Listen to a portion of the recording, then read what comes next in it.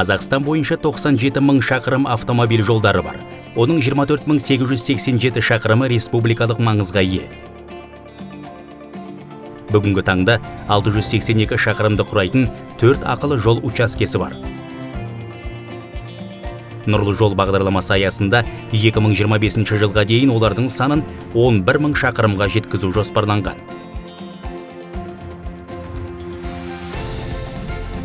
Барлық ақылы жолдарда ақы алудың ашық жүйесі енгізілуде.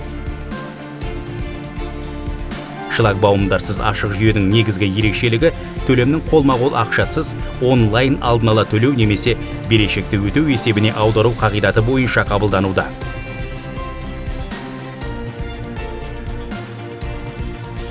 Автокөліктің мемлекеттік нөмірі бойынша төлем немесе банктік деректемелер бойынша ақша аудару арқылы жол жүру ақысын төлеу әдісі қолданылады.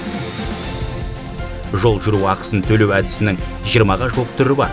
Екінші деңгейлі банктер, терминалдар және байланыс операторлары арқылы төлем жүргізе аласыз.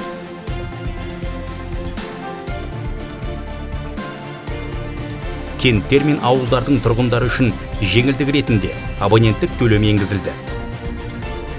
Бірақ бұл абонент тек ақылы учаскеге іргелес аудандарда тіркелген жергілікті жеңіл көлік құралдарына ғана қолданылады. Абонементті рәсімдеу үшін клиенттермен жұмыс істеу орталығының операторларына жүгінуіңіз керек. Жеке куәлік пен автомобильдің техникалық құжаттамасын ұсыныңыз.